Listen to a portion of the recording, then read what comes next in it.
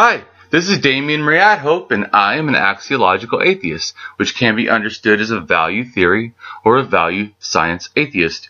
Or as I also could say is, I'm an axiologist, a value theorist, who is also an atheist. And I'm here with a very distinguished guest, and I'm I'm happy because I feel like he has a lot of wonderful things and ideas to share with us. And so, could you please tell us who you are and a little bit about you? Sure. So I'm Greg Sadler, and I wear a lot of different hats. You know, I'm 47 now, so I've had plenty of time to have done a lot of different things. The stuff I think your viewers will probably be most interested in is, at present, I'm the editor of Stoicism Today, which is probably the most important Stoic blog out there associated with the modern Stoicism organization. I also have my own YouTube channel, which for an academic, largely academic channel, is doing pretty good, I'd say. And I started out in academia as you could say, regular professor doing publication and teaching. And although my first gig was teaching in a maximum security prison, so that was a little bit different. Wow. And then, I moved out of that. I left a tenure track job, where I was up for tenure and early promotion to, no longer have to continue a long-distance relationship, but actually get to see my then fiance, now wife, every day. Right on. And I started doing philosophy in more practical and public and professionally oriented ways. And so now I have my own business where I do speaking, tutoring, philosophical counseling. I do some ethics consulting for various organizations, produce online classes. I still teach occasionally here and there. I taught for Marquette University last semester, and I continue to teach online for Marist College. But I'm now more a entrepreneur than a academic, and I don't hold the title of professor anymore. I'm just an adjunct. So okay. I've been a professor in the past, but strictly speaking, I don't like people trying to use titles when they don't deserve them. So I hold myself to that same standard as well. So that's, yeah. And I'm based here in Milwaukee, Wisconsin, where near to where I grew up in Wales, Wisconsin.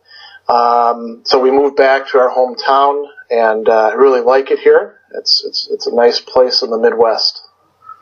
Yeah, I really appreciate the fact that you talk about practical, in a sense, philosophy or normative or usable philosophy. Yeah. That is the one thing that I've found was actually the most beneficial to me, and that's why I'm so interested in some of the topics that we could talk about. Because for me, I by accident, I started getting into philosophy just to help me with my arguments. It wasn't even that I cared about philosophy. Yeah. And but it just seemed like the more I got into philosophy, the more I seemed like, wow, this has more of a practical use, because it seemed like when philosophy is presented, at least what I thought, it's so theoretical. It doesn't seem like it has any application. You're like, well, what good is it? Maybe 100 years from now, 1,000 years from now. I mean, when is this supposed to hit in? I mean, so yeah. To me, but I started like the practical you would deal with a little bit. I started to realize, wow, wait a minute, this stuff has actually some help now. And it's interesting because the notion of philosophy being sort of an abstract professional thing that we set up these boundaries around and keep everybody away from, that's very, very new. You look back across the history of philosophy, and even people that we might think of as, philosophers, where, they're doing very theoretical projects, like, say, René Descartes. He thought that what he was doing was going to revolutionize society, could be applied, by ordinary persons, as part of why he made sure that he wrote the discourse in French, not in his normal Latin, so that everybody That's could really read awesome. it. I didn't know that. I mean, everybody could read French, could read it at least. Yeah. that was sort of the language of the time. And Leibniz did something similar. The last 3 treatises that he wrote were in German, trying to make German into a viable language for philosophy. And a lot of these people that we ordinarily associate with just doing theoretical work, they were clear about the practical applications of what they were doing. You read their letters, or you look at their involvements, and they thought that what they were doing had an impact. But unfortunately, the way that it gets taught most of the time leaves that out, and we're somewhat constricted by what's happened to universities. You know, the 15-week class where you got to try to pack all this stuff in, and you don't get much time to go into depth. But it's also because I think many people in the profession, they're just not good at thinking about practical applications because they haven't had to do it, and they see that as kind of slumming. You know, really? Yeah. Same thing with doing. You know, trying to talk about great ideas in an accessible way. When you popularize, then very often your academic peers view you as selling out. And I've encountered some of that myself. It's not as big of a problem for me because I do have a big publication record, so I can point to that and say, see, I actually do know what I'm talking about to the people who are impressed by that, right? Yeah. But, you know, I've got some peers who are very, very successful in working in industry, you know, doing ethics consulting or things along those lines. And they're very highly regarded by the audiences that they have, but their academic peers treat them as if they're pariahs. And it's really quite sad. Yeah. That does seem quite sad, because to me, I mean, one of the greatest things as an axiologist I like is the usefulness of things. Because I told this one guy, he was trying to tell me that, you know, science knows this or knows that, and I said, well, science is useful. That we know. I mean, to me that. So, and strictly speaking, science doesn't do anything. Science as such doesn't exist. The sciences, plural, exist, and those exist primarily because practitioners of science exist. Right, you know? I agree. Knowledge, I mean, you could say knowledge exists in books or studies or stuff like that, but it's actually knowledge exists in the human mind. I agree. It's individuated. Yeah. Well, I agree as a rationalist that all that stuff you said is definitely. Because I told this one person, to me, you know, I know that Descartes started at I think therefore I am, in a sense, but I feel like in a sense an event happens, feelings then are generated to that event. Thinking then is a process that comes out of having feelings. Then from right thinking to me is logic. Right logic is in a sense math. And then right math is like physics, and that way begins science. I'm just saying, as my little way of, you know, building. Yeah, I mean, even with Descartes, so the cogito you brought up, the cogito ergo sum, you know, I think therefore I am, correct, which we find in, you know, Meditation 2 at the very beginning.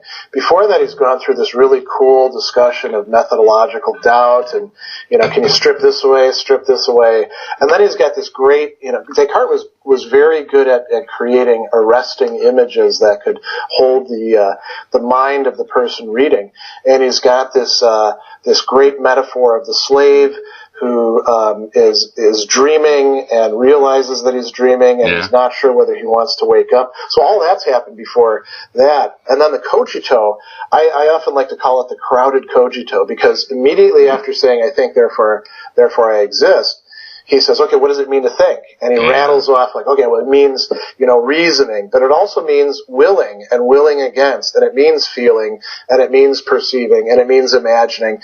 And so all of this stuff, it's not just, you know, it's not just thinking, is it? Yeah. Okay. Yeah. Well, thinking comprises so much for somebody like Descartes, all the way down to having sensory perception is a form of thinking, or having you know, he writes a whole treatise in response to Princess Elizabeth, who pesters him about this. Thankfully, one of his smartest interlocutors, on the passions of the soul, and every single one of the passions, or as we call them, emotions, is a mode of thought for Descartes. It's a way of perceiving things. You know, it's so when we perceive something through anger, we're attending to how somebody has wronged us, and we want to, we want to set things right, at least in our minds. Right, yeah. Oftentimes it's not right what we do, but And then when we perceive things through joy, we're attending to the aspects of the thing that make us happy. And when we're attending to the things that get us down, that's when we feel sadness. Yeah. Well, yeah. I have this little quote that I say that, you see with eyes of love, you'll always find a friend. But if you see with eyes of hate, you'll always find a victim. And so that's why I try to change, like, my view of what I mean by that is, like, how I view the world. Am I looking for friends or am I looking for enemies? And I feel like that too much of my life I was like looking for enemies but not realizing it, like waiting for someone to piss me off. Oh, yeah, I've gone through that myself as well. One of the reasons I got so interested in work on anger, which is one of my specialties, is because I struggled with anger so much in the course of my life. Aristotle, going all the way back to his rhetoric, he points out how the person who's angry does not perceive things, doesn't judge them literally, doesn't criticize them the same way that somebody who's calm or somebody who's happy is somebody who's sad. And Heidegger later on would call that section, book 2 of the rhetoric, a hermeneutics of the human emotions. Heidegger is another. You wanted to talk about phenomenology. Heidegger is another person who really attended to how it is that what we're feeling affects how we perceive things. Yes. How we judge things, what values we ascribe to them. Totally agree. And he thought that mood or attunement was one of the key things that goes into, we can never escape it. We're always in some sort of mood. And so, the things that we look at, we already start prejudging them based on how we feel. And if we can get some insight into that, then we can change that, right? So if I know that I'm a jerk because I let the stress get to me and I get angry and then I go, I don't know, to the laundromat and look at everybody with angry eyes, I can change that. If I realize that's what's going on. Well, that's why I said that once I realized that it is really my eyes, like how I'm viewing the world, that actually affects how I'm operating in the world. That changed everything for me. I think of it actually as when we think of the I. Some people they have a self. I see it as almost like a bubble of phenomenology. Really, it's just because it's taking in data. And then it's using data pre-existing from previous events to then operate in the world. So it's doing both things. It's looking and it's operating. So to me, it's just like a phenomenological way that we're just operating the world. But I'm saying we think of it's always tainted in that sense. It's always a bunch of full of emotions, pre-existing, current existing, and future, fear of, in a sense. Yeah, you can never get something like pure data where there wouldn't already be. I mean, it wouldn't make any sense to us if we weren't already related to it in some way. If we weren't able to make sense of it, it doesn't mean that it's we're just the victims of our previous experiences or something like that, right? Well, but in some ways we are. Like, in other words, if I right now took you, no matter how healthy you are, put you in a box, raped you, beat you for like about 6 months, brought you back out, stuck here, cleaned you up, everything, you would not ever be the same person. Never. No, that's quite true. Well, because I realized that, though, I have a degree in psychology. Because I realized that, though, and I see it related to the philosophy, though, I see that it changes the mind, it changes the phenomenology, the way that I then, for forever, that I perceive it is going to be through PTSD. It will never be, in a sense, the clear picture that it was before this event.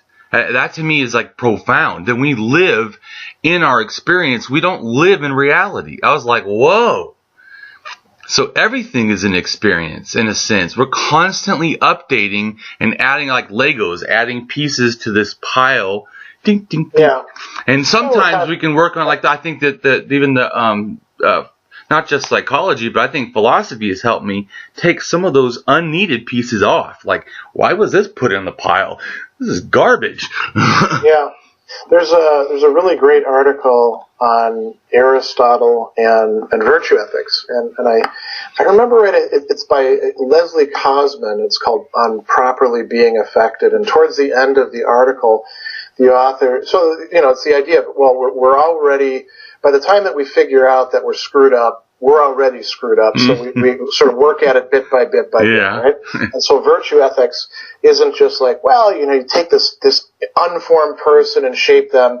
No, you take the screwed up thing that you turn out to be at 23 or 43 or whatever and start, getting some insight and reshaping it. And Cosman said, Aristotelian virtue ethics and other virtue ethics like Stoic virtue ethics or other traditions can be really helpful for that, but it doesn't cover all the bases. What else would we need in the writing in the 20th century? It's an older book. Yeah, would be techniques coming from psychotherapy and whatever it is that's going on in sort of one-to-one coaching or spiritual direction. That would be helpful as well. And then it sort of leaves the door open. Maybe there's other things that we could incorporate as well. But the idea is to try to synthesize, instead of like being a purist Aristotelian and saying, listen, Aristotle said habit formation happened this way, therefore, we're going to just do it that way. So no, let's Aristotle himself was somebody who was incredibly good at taking what was available in the environment and adapting it and synthesizing it into a greater whole. The Stoics did that in their turn a little bit later on. We see other people, like, Thomas Aquinas, doing that with Aristotle later on, Hegel doing the same sort of thing, and so on and so on.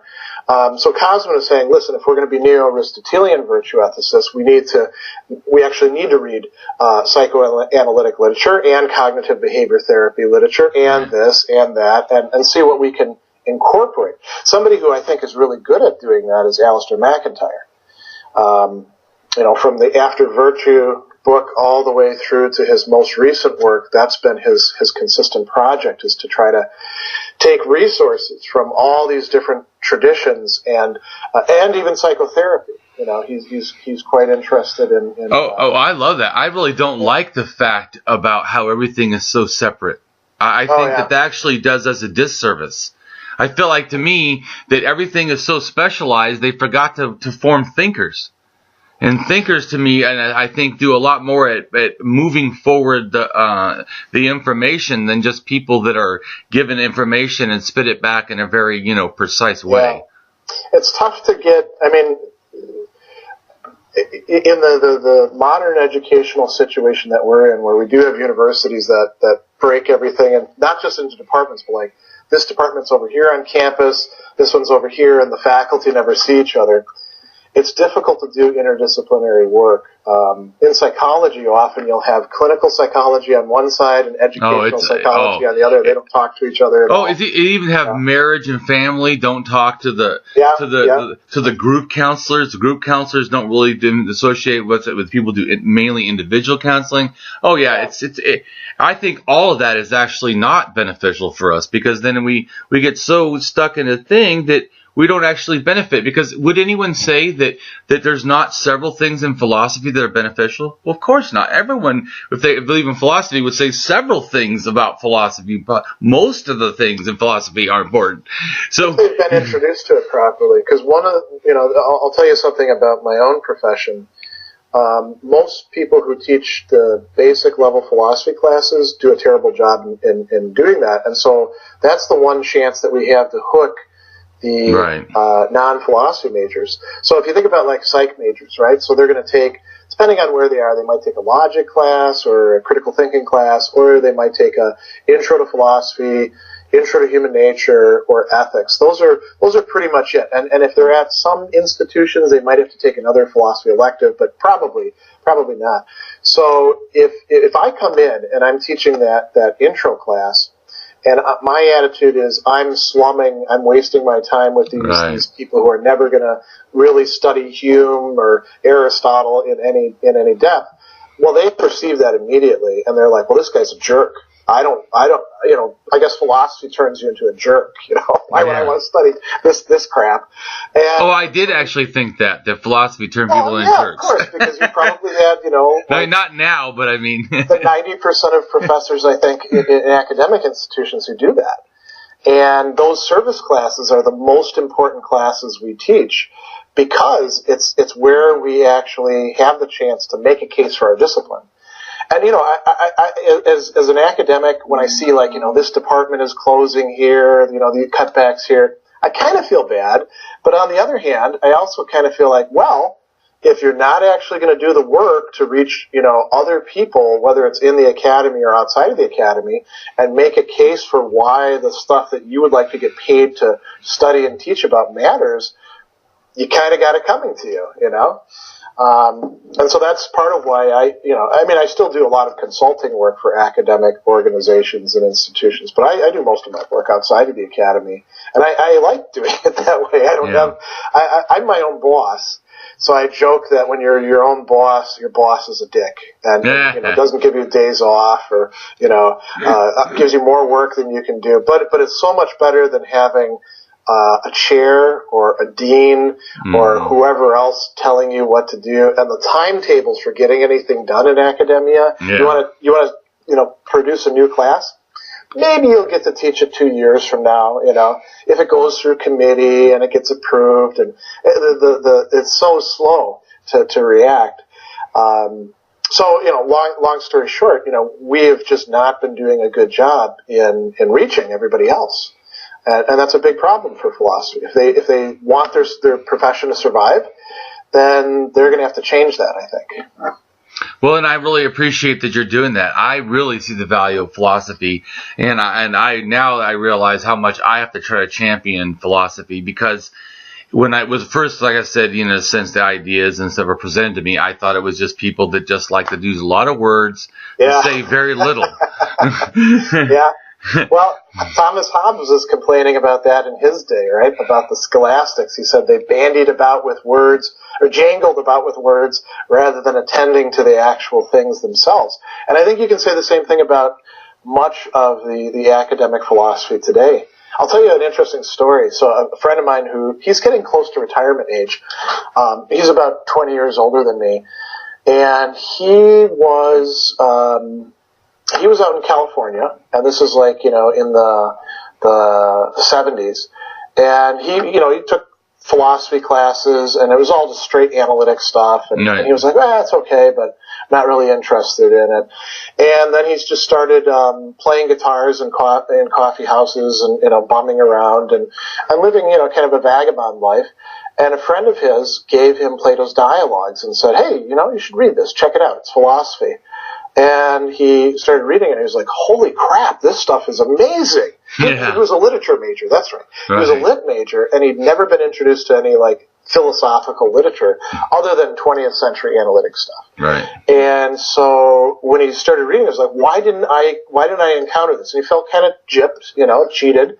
Rightly so, because he should have gotten Plato in his intro classes, but he didn't, because instead they read, Sellers or Quine or whoever was on top at the time, probably Kripke, and that got him to go back and start doing a master's, and then he went on and got his Ph.D., and then he became a philosophy professor. But if it hadn't been for that friend of his remedying what his education should have given him, he would never have done that. I don't know what he would have done.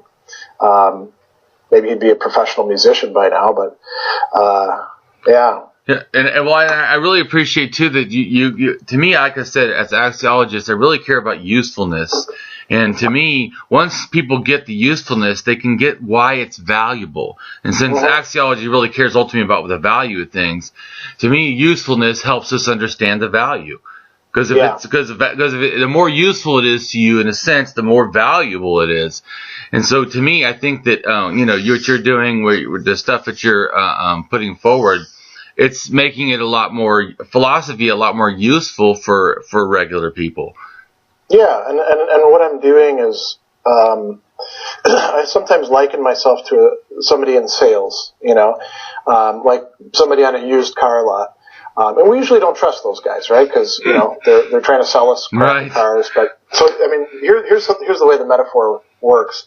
If you get good cars, they almost sell themselves. You just have to kind of educate people and help them. Like you don't sell some hulking guy a tiny little sports car that he can't fit in, right? And you don't try to sell a minivan to some single guy who wants a sports car. But you do try to find the right fit for the client, And if you've got quality merchandise, it's a hell of a lot easier to sell that. You don't even have to like tell anybody any lies. You know? Yeah, exactly. You can just like inform them. Well, it's got this feature, and philosophy is like that quality product. So I don't, my talent is in taking other people's original ideas and then explaining them in ways that the ordinary, let's call them consumer, can understand. And then it's the product that's doing the work. I'm just doing a bit of communication work. I don't even have to have any original thoughts of my own. As a matter of fact, I may be doing better if I don't bring in original thoughts, you know. Yeah. And I like doing that because you see people find an idea from Plato or Epictetus or Augustine or Descartes that actually helps them make sense of their lives and improve them somewhat, and it really helps. I'll tell you another thing too. I don't always tell people that the ideas I'm presenting them with come from philosophers. Yeah. Like if I'm in a corporate context, before I tell them that this came from Cicero or Seneca or somebody like that, I'm going to present the idea and get them to be hooked and see like you said, the usefulness of it. And only then will I tell them, oh, by the way, that came from this and you could read more of this. Because otherwise, as soon as they hear like Cicero, their eyes glaze over, they're not receptive. And see, that brings up actually what I think is, I want to talk to you about too, is my style, I feel, is dialectical rhetoric. It's both. It's not dialectical or rhetoric. It's actually the merging of the two. In other words, I feel like it's truth motivation, and it's actually truth navigation. In other words, I don't feel like, in a sense, that I 100% know you're wrong or I'm right on certain things. What I do is I figure that if I feel I'm right, or I feel you're wrong, we're going to truth navigate together. We're going to go into, and I use what I call the hammer of truth. Ontology, and then epistemology, and then axiology. Ontology, what you're talking about. We're going to identify its qualities, its thingness. Then I move on to whatever you're talking about. Then I do the epistemology. How do you know that? And then the axiology. Why is what you're offering valuable? Why is it useful? Because, like, sometimes we don't know if something's totally true. Well, how useful is it? Because, like, this one guy said, like, when we used to think that in science that the Earth was, in a sense, the center of the universe, they could still do crops. Oh, yeah. So its usefulness was great, even though its truthfulness was actually, in error. Yeah. There is a long-standing tradition going all the way back to Aristotle and then, through Cicero, and then re-emerging in the Renaissance with in the early modern period with Vico and people like that, of understanding why rhetoric and philosophy through dialectic have to be connected with each other. And it's something that kind of got dropped out of the picture. Because people just trust rhetoric. They're like, well... Exactly. Every time I bring rhetoric, they always think, oh, you mean lying. I'm like, no, I'm talking about persuasion. What do you think a good teacher is? That's also what I think. That's what Aristotle says. Oh, really? Rhetoric, all teaching involves some persuasion. I agree.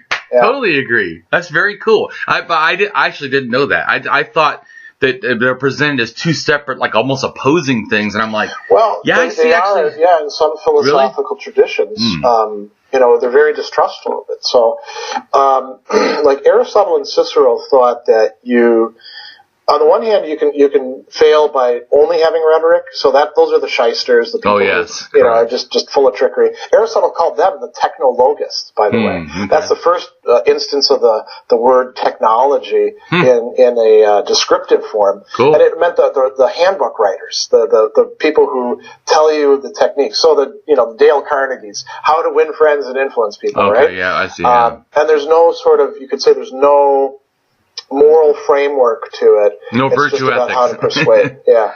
And then he talks about, people who are doing philosophy and they don't attend to the rhetorical aspects of things. Cicero actually criticized the Stoics for doing this. I think rightly so. They said, well, arguments are good enough; they'll convince people by themselves. And Cicero said, no, you gotta sometimes do the selling, right? You do. Now, when you combine the two of them together, yes. and you have a writer who actually knows what he or she is talking about and has goodwill towards the audience, it becomes incredibly powerful. Yeah. And there's no guarantee that they'll actually succeed against, say, hardened prejudice or something like that. But they have a much better chance of responding well. But you know what? I found that the easiest responses I get, I tell people this. I do what's called utilizing dignity. So I said I feel like your phenomenology is what you think of as you and how you perceive the world is the same thing to me. Then wrapped around that, I feel is dignity. In other words, your sense that you need to be protected, and also the thing that's in a sense fearful.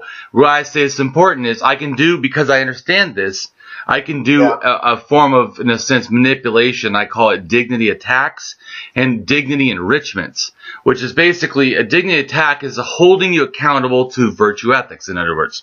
Like I'll say, you did say something right there. Are you really sure that was honest? So I'm doing a dignity attack. Yeah, okay. I'm holding you accountable to honesty. And it motivates people to want to think different. They say, are you really sure? Still a dignity attack. I don't even have to say if you're honest, because I'm actually challenging you.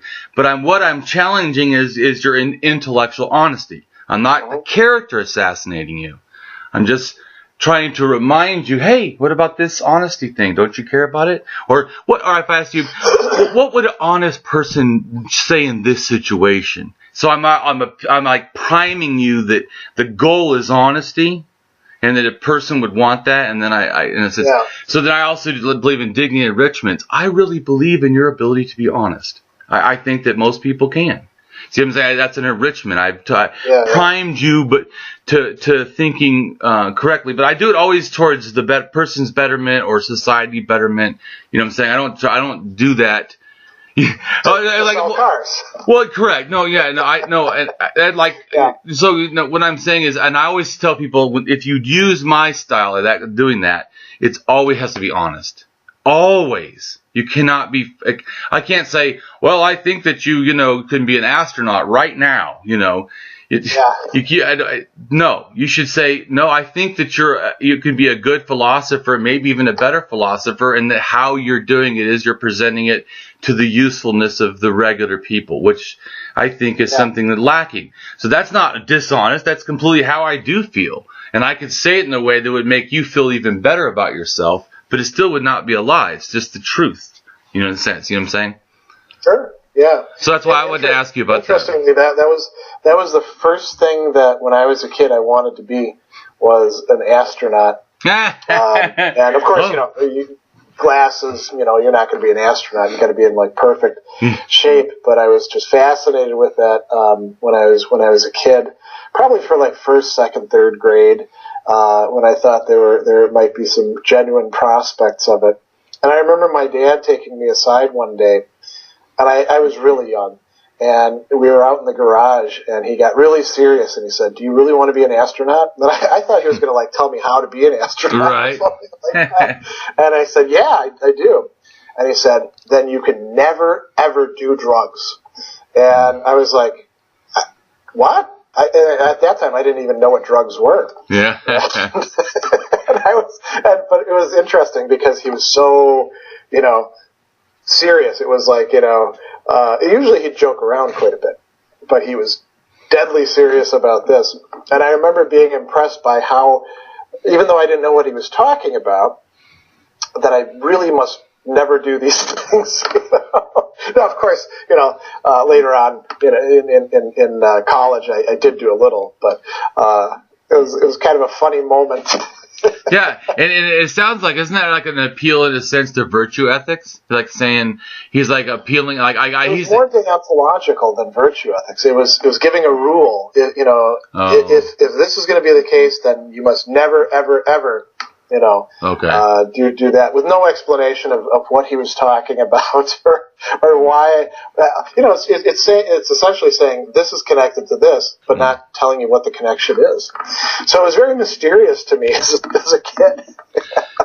So when did you think that you always had, in a sense, a developed sense of morality, or do you think that philosophy helped you get it? Because I would say, like I say axiology all the time. I went to one class, the only I felt philosophy class in college was on ethics, which I think it was actually terrible. It shouldn't even been philosophy, but it was just presented, and I think not in a depth way. But to me, once they did that, and they told us in the class that go ahead and choose your morality, I was like, whoa, what?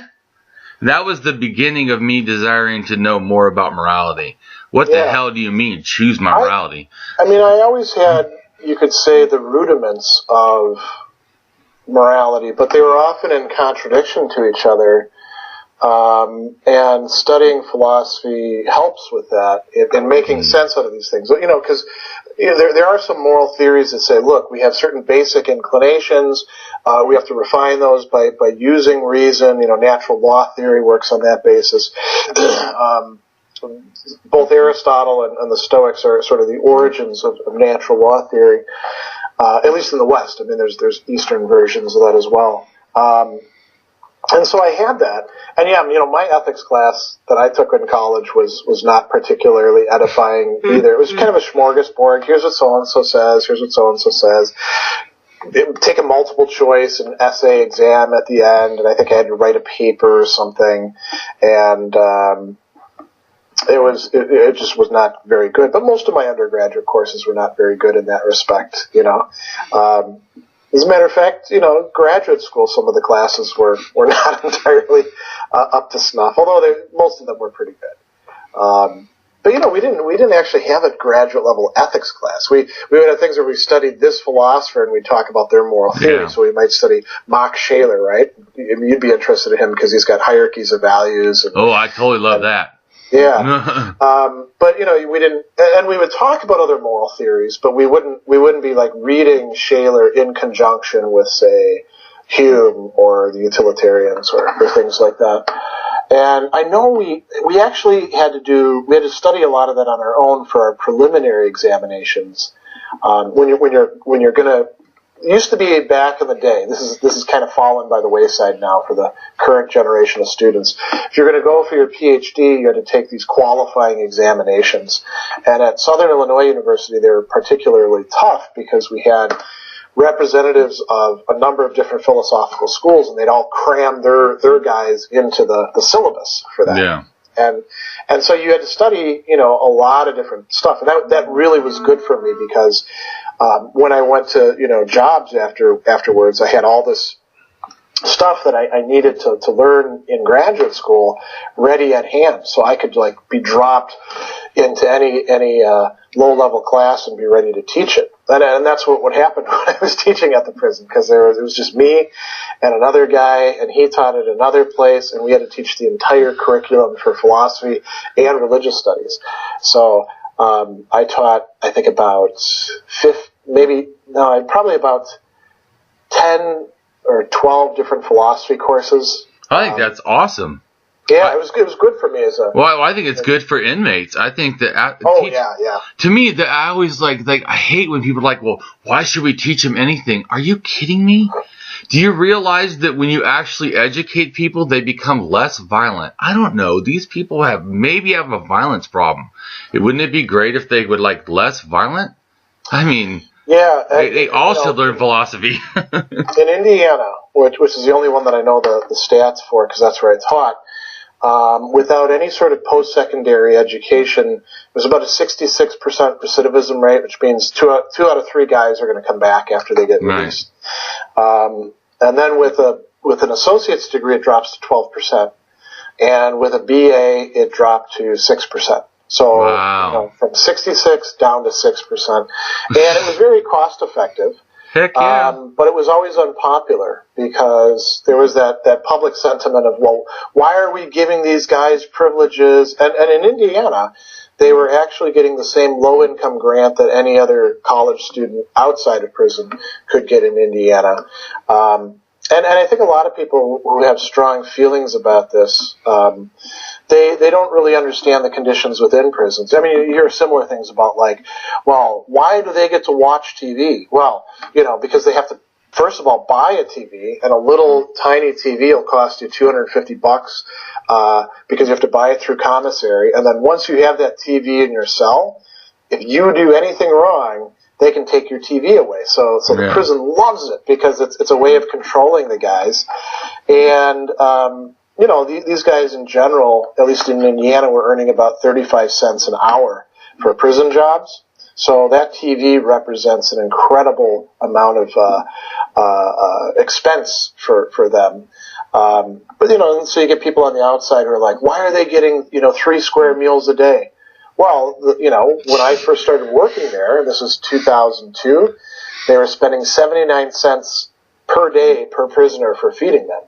And you don't eat pretty well at 79 cents. And then Aramark came in and privatized it, and then they reduced it even lower. So a lot of people talk about, they have strong opinions about this, but they haven't really gotten, the background information that they need in order to justify those opinions. Well, I think that's really helpful. They're thinking too individually and not globally enough. Because to me, if you universally just remove yourself from the equation, or in a sense people's emotions from the equation, just looked, what is the things we need to produce a safer society? I mean, do we put people in jail just because we want to punish, or because we actually are hoping that this punishment produces something beneficial in society? Because if it's just to punish, then we're doing a great job. Keep doing what you're doing. It produces killers and it produces unsafe streets. Great job. But if you actually want safe streets and you wanted to not worry about, people constantly getting shot and all this, then we've got to do something else. Yeah, it's unfortunate because prison education used to be pretty much a given throughout, like if we're talking about like the 70s through the 90s, most states' departments of corrections had some sort of prison education system, and many of the larger county jail systems would have that as well. And it's become a casualty of, austerity and budget cutting. So Indiana cut their program. That's why I ended up leaving, and going down to Fayetteville State University. And, there's not many states that are still doing it. It's too bad because I actually saw moral reformation taking place among people who I would have in class after class, and they might originally start doing their studies because they would get a short time cut for doing it, and it was kind of it kept them busy, and so they might be kind of misoriented for the first year or two of their prison education, and then something clicked. They realized that this was good for them, that they only had so many semesters left on their grant, that they'd better make use of it, and then they would start changing as people. And they would use concepts from philosophy to do so. And there are other classes too. That brings science, history, English. Yeah. That brings up two issues that I want to bring. One is the fact that I never thought, well, what if we used philosophy to help the homeless? I mean, I wonder if it would help, them to feel better about themselves, or maybe, be in a not such harmful situation. Like, I'm not saying that there's everything they can do, but I'm just saying that maybe it would help them get a step up, because just like I know they did a study where they just gave them money. And that actually produced a psychological benefit. Just not having the constant, like, in a sense. To beg, yeah. Yeah. So I was thinking, well, since I know that knowledge really helps, psychological states, I wonder if helping people think in philosophy would help, people that are, in a sense, mental illness or struggling with or suffering, with depression or anxiety as being homeless. Yeah, it's a little tougher to do because they're an iterant population, right? So you'd have to have some way of helping them if they start studying something to continue studying it. I mean, you could give them books and have tell them, hey, once a week I'm going to show up here and we can talk about this. That would be one viable way to do it. Or I guess you could connect up with a lot of the shelters and shelters. That's what I was saying. Like someone could go exactly. So like you were talking about, I agree. You obviously it'd be hard to go to a park or something, make people. But I could see where a shelter could say, hey, we to make it so we have a better community. I think it would be good to have a philosopher come down and give it a little seminar just to get people thinking about the critical thinking and the practical, applications of philosophy towards psychology stuff.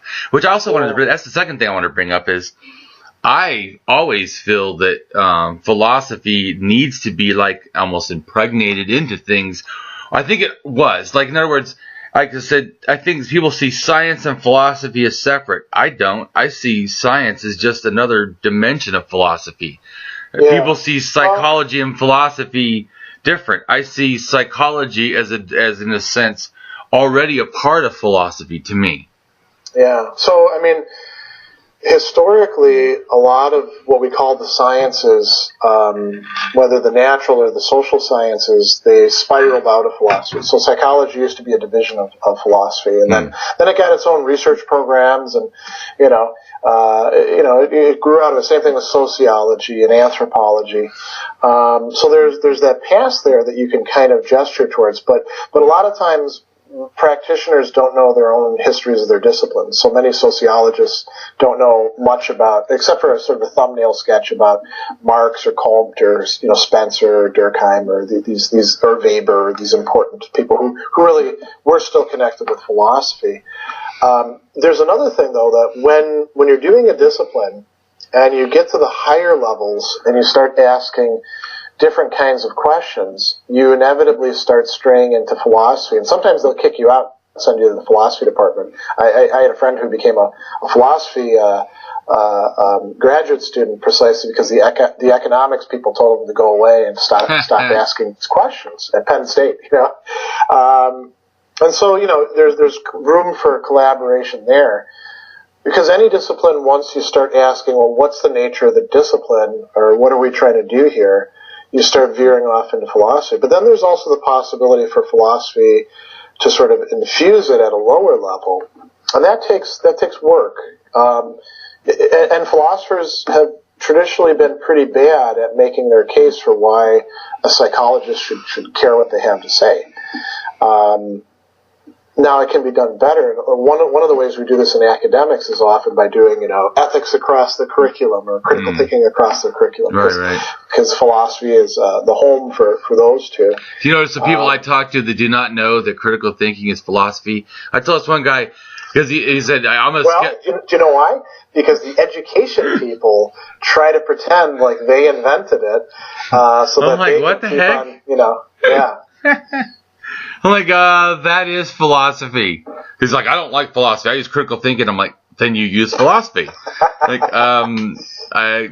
Dude, what part of that don't you understand? And he's like, well, I'm a skeptic, and you say you're a rationalist. And I said, well, if you use critical thinking, you also are a rationalist, or at least at some point, because rationalism, to me, is a form of reason, and reason is what you use for critical thinking. In a sense, right reason is critical thinking. So... the other thing you can tell them too is the skeptic is a word that first names a tribe of philosophers, the skeptikoi. Exactly. So, I think that they really mean methodological skepticism exclusively with a materialism bent or whatever. They don't really know what they're talking about. Because it's funny because I'm a skeptic but they'll talk like a scientific realist, and I'm like, yeah, those two shouldn't really go together. Yeah. I think that a lot of you don't see these memes anymore, but the I effing love science people were kind of in that boat. You could, they'd be posting that stuff constantly and say, well, what is it that you love about science? And then they, kind of hem and haw. They don't really know what they're, and it was all sort of oppositional. Well, I love science because it's not religion. Well, okay. that's not really a reason to love science. It's that not. doesn't tell you anything about science. I totally agree. It doesn't. And your attitude towards science is probably that of a crusader, so I don't see how you're that different. Well, yeah. What I think it's funny is I've asked some of those. I mean, I'm an atheist and I believe in science, but I understand what I believe in science, or the science is, like you talked about. Yeah. I don't see it as a universal thing, and it's not always doing the same way. But in general, my liking of it is when it's methodological. Then and it's dialectic. It's looking for the truth. Then as long as it's doing that, well, and its usefulness is high to me and society, then I like it. I mean, that will make you unpopular within many communities. I'm both somewhat famous in atheism and also probably somewhat infamous because I go up and they say they're all agnostics and I'm like, yeah, not me. And they're like, what? And I'm like, yeah, no, I'm actually a strong atheist and an ignostic with an I. I don't even believe in the concept God.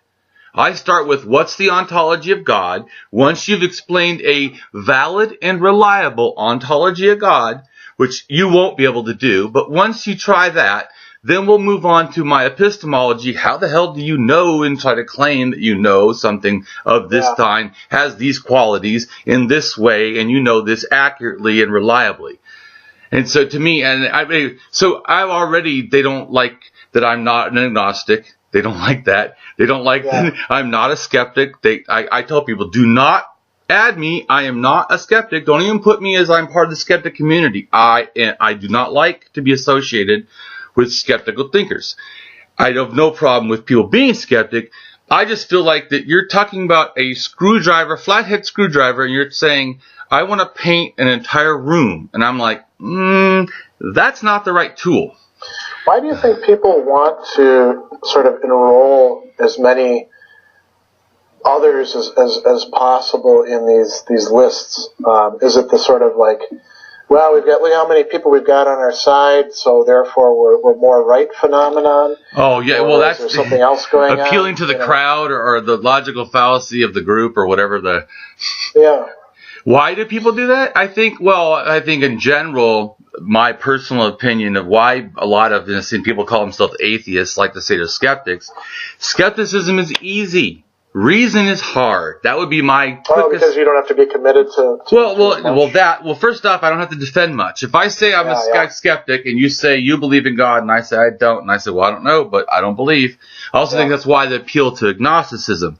They go, Damien, your position is too hard. You'll have to defend it. And I go, we all should defend our arguments. So I have no problem taking any position because I have no problem. In general, what I try to think is I have belief etiquette. Well, that's another problem. A lot of atheists don't even want to admit they have beliefs. In fact, I've been told, Damien, I don't have any beliefs. I said, that serves a belief. Yeah, that's kind of a funny thing to say. Yeah, it's hilarious. Yeah. I mean, I deal with people ranging through like the gamut from like fundamentalists to militant atheists and everything in between in that spectrum. And I haven't run across too many people who would say that they don't have any beliefs. Usually it's like, well, my beliefs are the right beliefs. Everybody else is a dummy. Oh. Well, but like I said, I have probably like 100,000 people just on Facebook, that follow me in all my different groups and pages and stuff. Okay. But that's really it. How did you end up with such a big Facebook following? Because I've had my Facebook page for years, and I probably have just 3,000 something people on mine. Well, I would say that I really try to help others. I really try to be a teacher, and I have a really broad way that I look at things. My joke is I always tell people my thinking is strong like a bomb, deep like the ocean, and creatively imaginative like a star shining brightly. But anyway, that's just like a little joke that I say, but to me, but I feel like it's so much true. The fact that how I view things is so revolutionarily different often, and from people. But it's not because I'm trying to be. What my goal is, though, is to take these ideas, these theoretical things, and make them normative, make them usable right now, make them beneficial to society right now. And so you asked, like, how did I get, in a sense, more fame? Well, I was on a lot, talked to people a lot. I make very in-depth, caring, in a sense, teaching, in environments. I believe in a sense that I'm both at the same time. I'm a teacher and a learner constantly, that there is no state that I think that I stop being a learner. Because even I think while I'm teaching people, I learn. I learn both their responses and even how sometimes I teach is creatively different every time. Yeah. I was wondering specifically about the Facebook format because, like, I've got, close to 50,000 subscribers on YouTube. But that, for me, that doesn't translate into the Facebook domain, which seems to be like a different kind of animal, Well, because I would say that they're less academic. It's blatantly obvious. I just started trying to do stuff on LinkedIn. But, we were talking about that before. Yeah. I don't know. LinkedIn is a different kind of environment. Are you getting a lot of traction there? Oh, I'm doing good, dude. I went in 1 month. I've gone from 200 followers to 2,000. Oh, cool. So yeah, I'm not doing too bad. No, but I think because I have a very genuine, open, honest way of doing things. I have a high intellect, and yet I try to try as much as possible to talk like in high school because my goal is actually not to like impress someone my goal is to actually try to make a difference. As an axiologist, like I said, I really care about the right here, right now. I'd love the theoretical things in the future be great too, but if we can alleviate some suffering right here and right now, then we need to do it right here, right now. Yeah. I think in my case, it's been to my benefit for the kind of work that I'm doing, which is, again, dealing with a general audience, the fact that I didn't come from an academic family, and don't have, neither of us have kind of a, hoity-toity accent, right? Right, yeah, definitely. If you had an Australian accent, of course, we know that like tracks for American audiences with people believing that you're trustworthy for some reason. God only knows why, Well, yeah. The crime stats there are about the same as they are in other places, but, No, but that's why I think that it is good that you're putting a lot kinder and open face to philosophy. And that's why I hope that you get a bunch of my followers. People go to his page, go check him out, check out his stuff.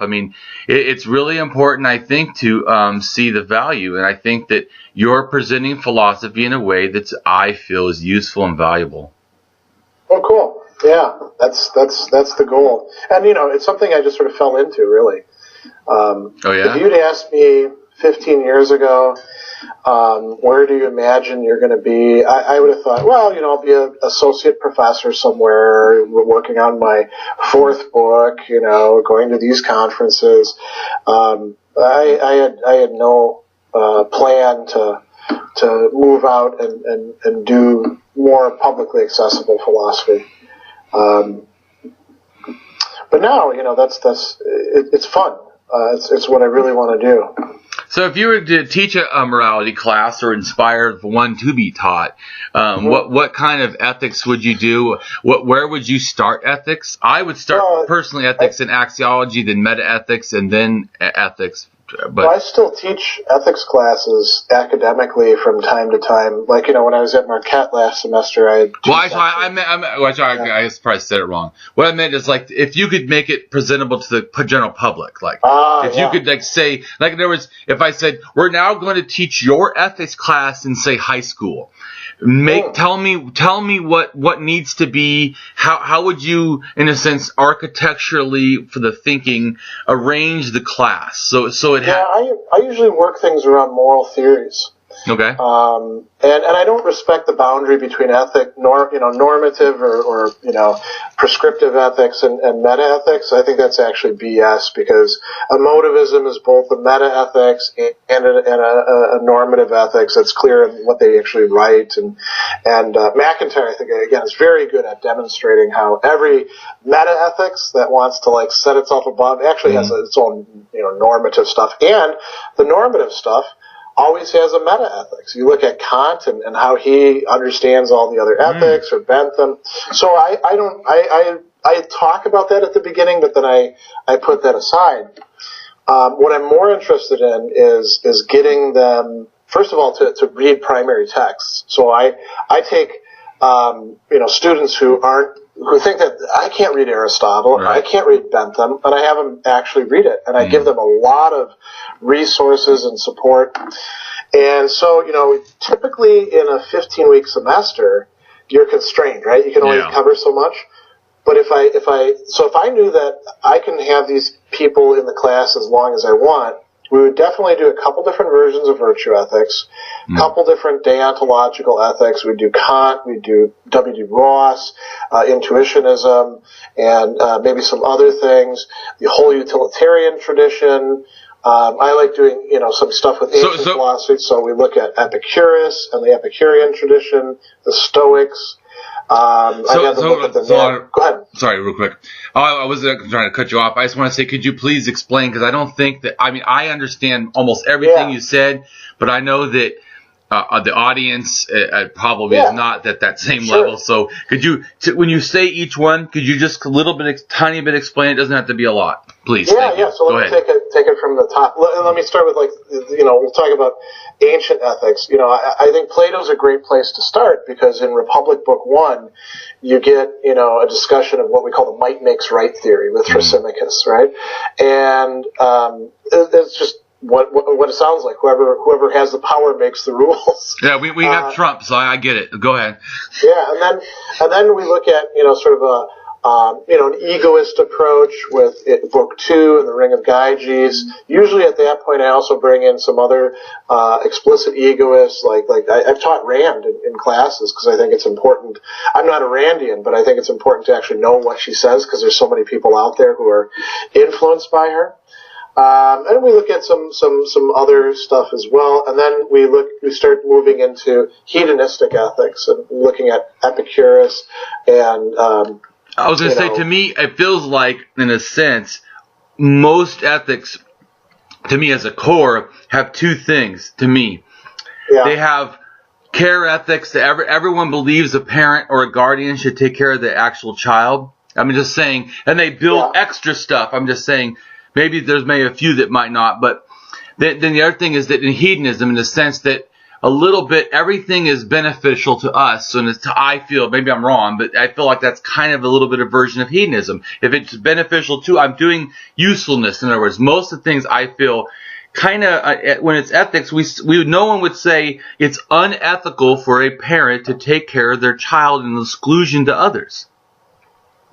Some would. Well, I've seen ethics. No, I'm not saying that none would, but I'm saying it's a universal across different ethics. No matter what people say, it's very few are going to say that if a mother, it can be unethical.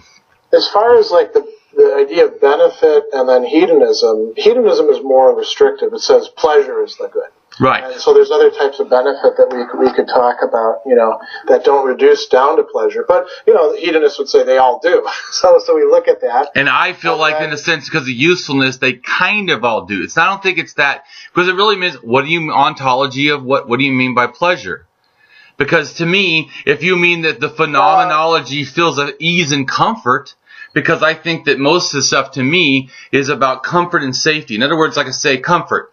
So comfort is like that you have things, right? So in a sense, like a drug dealer, right? He's going to have a lot of money, a lot of comfort, no freaking safety, constantly worried about being arrested, constantly worried about being killed, being taken over. So you have to have safety, right? But if we have safety, say we're put in a box, all the harms are removed, and I say, rest of your life, I'll take care of you, but you have no other, stimulus. You would feel like you want to die. I mean, I don't see those as reducible to pleasure and pain the way that the hedonist tradition does. But let's go on and talk about what. Oh, yeah, that's fine. Go ahead. Sorry. The class. So then we'd all usually that's a good lead-in as well to using the Stoics as kind of an interesting mix of deontological, meaning duty-based, virtue ethics, and also natural law traditions. And I, when I'm constrained, I only teach, it's either Epictetus or Cicero. But why not teach both, and then some Seneca. And then I think I would start going into the other deontological theories and talk about W.D. Ross and his prima facie duties notion, and then spend some time on Kant. And then typically, at that point, we look at ethics of care, which is coming out of feminist ethics. And this time I started actually incorporating Mary Wollstonecraft and her discussions as a prelude to that. Before we get into the 20th century stuff, and then a lot of virtue ethics. We go back to do some more Plato. We look at Aristotle. We look at contemporary virtue ethics with Alistair McIntyre and others. Could you go explain virtue ethics? I like virtue ethics, but some people may not know what that means. There's sort of virtue ethics light, and then there's robust virtue ethics. And virtue ethics light is where people try to do a textbook thing, and they're like, well, you got consequentialism, deontology, and then virtue ethics, and the whole distinctive thing about virtue ethics is character traits matter, and you don't look at rules, and you don't look at outcomes, and that's all BS, because no real virtue ethics does that. Right.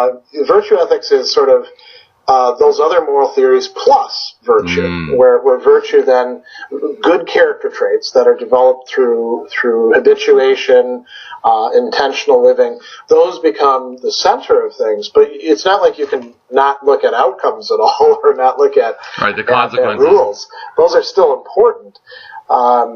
And so, there's been kind of, it's funny, they talk about a revival of virtue ethics in the 20th century, and that's all BS too. Oh, yeah? There's a revival of virtue ethics in Anglo-American analytic philosophy, but it was always going as a concern throughout the rest of the world.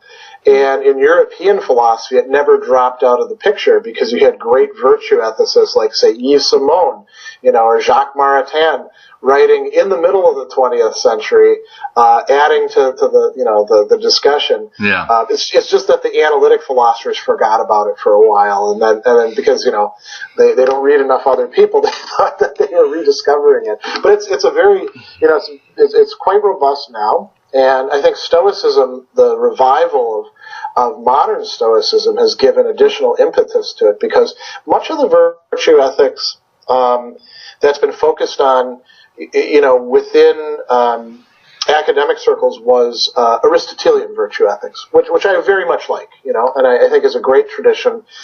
But the Stoics are also doing some really interesting things with it, and when you put them together, which is not a popular thing to say. Why? Because people like you to be one thing or another. So I'm the editor of Stoicism Today, but I don't describe myself as a Stoic because I'm an eclectic, like Cicero was, where I take some things from the Stoic tradition, some things from the Aristotelian, some things from 20th century and 19th century existentialists, some things from other places, and I fuse them together into a synthesis. And I probably incorporate more Stoicism than the people who are fairly new to the movement and identify as Stoics actually do in their own stuff. But since I'm not exclusively Stoic, I think it's not right for me to try to portray myself as a Stoic. And then people are like, well, why did they put you in charge of Stoicism today? Because I've got good editorial experience, right. And I make the place stay open, and I'm receptive to it, So in any case, you got these several different good traditions, and ethics of care also has some contributions to make as well. So virtue ethics, it's kind of, think of it as like a bunch of different families living together side by side, where they trade recipes and swap tools every once in a while, but they are in their own households, Oh, yeah. I like the fact that I always tell people that, to me, philosophy is tools. And it's useful and beneficial because it is tools. That is not reducible to like somehow it's not good. I'm saying they're extremely normative. We use this all the time, and we should. We'd be better off. Yeah, it's a thing where we have to sell it gradually, and I think that there's not enough attention paid, especially again in academic philosophy, to the experiential aspect of ethics, where if you're going to try out a way of looking at things, you really do have to try it out. You know, you have to give it some time. You can't just solve the problem and now everything goes great. You know, try, if you want to see whether Stoicism has anything to it, try living as a Stoic for a while and see whether it improves or screws up your relationships, you know? Yeah. Or whether you're happier or less happy. And if you don't do that, I mean, people are like, well, it sounds like then you have to join a cult or something. And you kind of do, in part, because if you don't join anything, William James makes this point in The Will to Believe, right?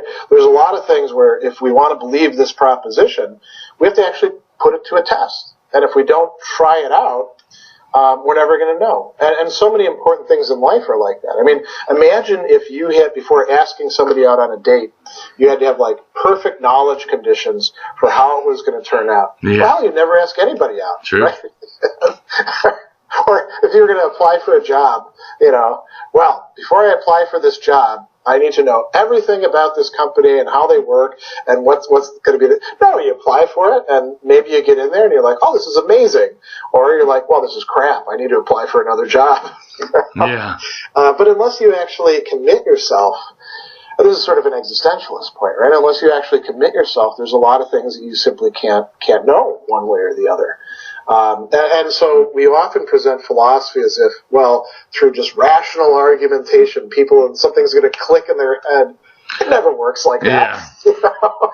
Well, you definitely have to have a place that you're touching down. You can't just be in the space shuttle orbiting the Earth constantly. Yeah. Yeah. Well, I wonder. And the space shuttle has to be resupplied every once in a while, right? Right, exactly. If you ever hope to have those people live. Yeah. Yeah, I thought it was really good, too, that you have that reason. I thought it was Reason IQ. It's Reason that's IO, my wife's right? company. Oh. Well, there are two different companies, Reason IO and Reason IQ. Oh. And Reason IO, it stands for Reason It Out. Or Reason Input Output. That's what I originally founded so that I could get a tax break when I was doing public speaking. Right on. And then eventually it expanded into the platform through which I do tutorials. I have clients actually on 5 different continents for that. Wonderful. Ranging from CEOs of corporations to people prepping for the Indian Civil Service exam to ordinary students. Former model on one continent who's moving into philosophy. And then I've got, the philosophical counseling and coaching, the consulting arm, and then content production. So, the online classes and videos and all of that. Reason.io does all of that because basically Reason.io is just a mom and pop operation. Well, no, but your website says that you offer one-on-one tutorial sessions, assist students, classes, assignments, texts in areas of philosophy, ethics, critical thinking, religious study, rhetoric, and argumentation, and political theory. I was like, wow, you sound like a cool guy. Yeah, and everything that I've put on there is stuff I've tutored people in. So the rhetoric stuff is an interesting sideline. I've been working with a guitar professor for about a year and a half, going through Aristotle's rhetoric very closely, bit by bit, to help him improve his own teaching and writing. That's awesome. No, I really appreciate it. That's why I think that a lot of my listeners, definitely could benefit from hooking up with you and taking classes. Also, that it was good that you say that, which I try to do. I didn't know anyone else was trying to do, or that was even a goal of philosophy, of putting philosophy into practice. I'm like, yes, great. It's just, it's kind of funny because so as a philosopher, I really like clarity, right? Yes. And when we came up with that slogan, I was like, I understand how that's what I do, but nobody's going to know what the hell that means, right? Yeah. And I didn't realize that that's actually kind of a good thing. Yeah. Because what it does is people are like, philosophy into practice, what the hell's that? And then we actually have the opportunity for a conversation. If we had a clear enough motto, there wouldn't be any conversations. They'd be like, oh, okay, I understand what you do. Either I need your work or I don't need your work. But when people say, how do you put philosophy into practice? Then I ask them, well, what do you do? And I get an idea about how philosophy might be useful for them in context, Yeah, well, I think it's great. I think it can be really powerful. I know that, like I said, that just by accident, I found out, wow, philosophy can be self-help. Well, who knew that? Yeah, you could think of it as self-help plus, right? Yeah. So you got all this self-help literature out there, and some of which is pretty good, quite frankly, but a lot of which is pretty schlocky, And if you add philosophy to that, then you add some more powerful tools that, have been tried for millennia. And you also add that more robust critical thinking aspect where, not to put too fine a point on it, you can be like, well, this part of the book seems to be bullshit. Just fine spun crap. Right. With a lot of, funny words in there that people like to use. Maybe I'll reject that, Yeah, this one guy goes, so you believe in the logical reality of words? And I was like, what? What does that mean? I go, look, dude, are we going to have a real conversation or what? I mean, come on. I don't have any joy trying to do some semantic debate with people. Like, come on. I want to really have a conversation. Who the hell really thinks like that? Yeah, well, I at one time in graduate school, I had, I was doing a lot of work with like semiotics and deconstruction, and I had a guy who came up to me, he was a fellow grad student, and he was all pissed off with me. And he was kind of a guy who'd get ticked off easily anyway, and I wanted to know why he was ticked off, and he finally blurted it out. He's like, you don't believe that there's anything other than words. You don't believe there's anything outside of the text. I was like, where the hell did you get that impression from? Well, you're always talking about Derrida and Eco and semiotics. And I was like, well, I mean, first off, that isn't what they actually say. They do believe there's a real world. They just think that we should maybe pay attention to how we talk about it. Right. And then after I explained it, he was no longer so ticked off with me. But he really genuinely thought that I thought there was no outside reality, only linguistic codes. So. Well, and who knows? Maybe that's what the guy was trying to say to me, that I think the real world is reducible to lines, that. Yeah. And heck no. Heck no.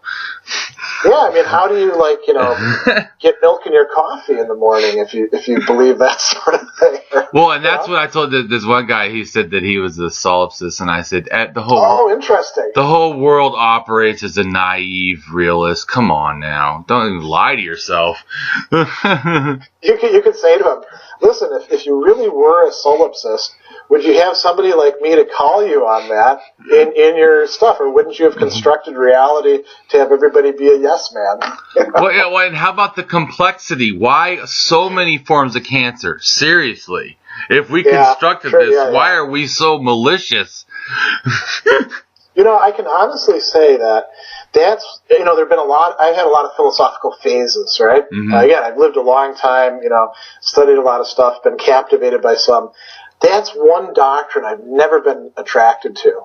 The idea that somehow I would be the only consciousness or real being in the universe. It never seemed plausible to me. Me either. In fact, I always thought it was, when I first heard it, it was just in a sense, a skeptic argument to get you to think. Not almost like a form of critical thinking challenge, not a real argument. Sort of like Descartes' hyperbolic dialogue. Correct. So that's why I always thought that it can't be for real. These people, I mean, unless they have a mental illness that somehow they don't believe in real people, which I'm not saying there couldn't be, that's not the normal people, and that's certainly not reality to me. Yeah. There's a really interesting Philip K. Dick story, and I don't remember the name of it. He wrote it fairly early on. It's this guy, and he's like sitting in a bar, and this woman comes in, and she starts, bossing him around. And he's like, what the hell are you talking about? Get ready to go out with you. And she's like, listen, this is my reality, and I get to decide the way things are going to go. And it seems for a while like that's actually happening. Like, she says, I think I'm rich, and suddenly she's rich, And so he's adjusting to this, and it gets to the very end of the story, and he's got a twist to it. And the twist is, no, actually, this is his reality, and he was letting her the figment of his imagination, kind of play around with it, and then he finally just, dismisses her and goes back to his drinking in the bar. That's funny. Yeah. Well, yeah, and I think that just shows that, mental stability, which I think that is one reason why philosophy is important, because it helps that, I think. Well, the right kind of philosophy does. I could think of a few. Well, could you go ahead and tell us which philosophies you think would with it? Since you said well, the right. We talked about quite a few of them. I think, the Aristotelian tradition, the Stoic tradition. I think, even reading Kant is difficult and may cause you to tear your hair out at times, but he's got a very interesting perspective. I think that, I can't imagine that reading stuff in very, let's call them, not shallow, but confined academic discourses. How would that contribute to your mental stability? It tells you that this tiny little problem with its weird terminology the article writers made up is somehow so important that it belongs in a journal. In a way, that's a sign of getting things wrong. Yeah, really. Especially when you think about how much stuff is published and how little of it's actually getting read. I totally agree. And when it's so hard, you would practically need a thesaurus to figure out what words they're using and why. And then, of course, to me, the ontology does not mean that our ontology is the same. That's why I think it's so important, because you could think that the ontology of truth, is only pragmatics. Where I see that the basis of truth is pragmatics, built upon by logic, which then is the coherence theory of truth to me, and then builds on top of that into the external world with the, correspondence theory of truth. So to me, they're just a linkage of all these different levels of knowledge. So they're, in a sense, they're not one right, they're all useful to me. So I'm just saying, if my ontology, that's truth, and yours is no, it's only this, or, oh man, the use of words can be a dangerous land. Well, this is a good place to finish up, because I'm going to have to go. Okay, no problem. I think one of, I've talked about this in other forums when people ask, well, what's philosophy useful for? And I think one of the skills that philosophers develop, whether they mean to or not, is identifying ambiguous terms and then making the proper distinction, saying, okay, so this means this in this discourse, you're using it this way, here's where these are different from each other. If you mean this, then this follows from this. If you mean this, this follows from this. And with words like, say, freedom, right? Mm-hmm. I mean, freedom is a very ambiguous word, right? And people get into all these arguments, and they're, you're trespassing on my freedom, and they don't even mean the same thing by it. Exactly. Totally different ontology. So the philosopher could come in, and it's funny because when you do this sort of thing, people are like, "Oh my God, that's magic," and you're like, "No, this is just like, clarifying terms." Yeah. It's just that most people in most professions and even in most academic disciplines get so little practice in doing that that it strikes them as something remarkable when it happens, which is a problem. But it means that we'll always be in business.